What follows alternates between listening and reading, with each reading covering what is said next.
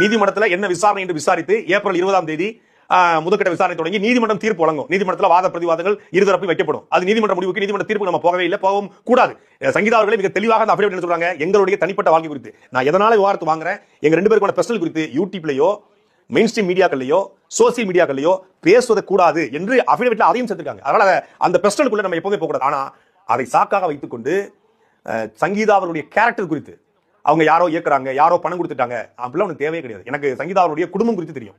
ஈழத்தமிழர்கள் எத்தனையோ உறவினர்கள் நம்ம சொல்லியிருக்காங்க. யாழ்ப்பாணத்தில் மிகப்பெரிய குடும்பம், லண்டன்ல நல்ல செட்டிலான குடும்பம், பணத்திலையும் பொருளாதாரத்திலையும் வசதி வாய்ப்பிலையும் அந்தஸ்திலையும் சாதாரண குடும்பம் கிடையாது, பெரிய குடும்பம் தான். அவங்களுக்கு பண தேவையும் பெரிய தேவையெல்லாம் கிடையாது. அவங்க வாழ்றதுக்கான பண தேவை அவங்களுக்கு இருக்கு. அந்த குடும்பம் அவங்க அண்ணன் தம்பி எல்லாம் பாத்துக்குவாங்க. அவ்வளவு வசதியான குடும்பம் தான். அப்ப அவங்களுக்கு பணத்தை வாங்கிட்டு விஜய்க்கு எதிராக நிக்கணும் அப்படின்னு அவசியம் கிடையாது.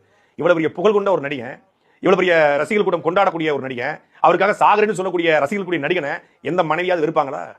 எந்த மனைவியாவது அவருக்கு எதிராக நிற்பாங்களா?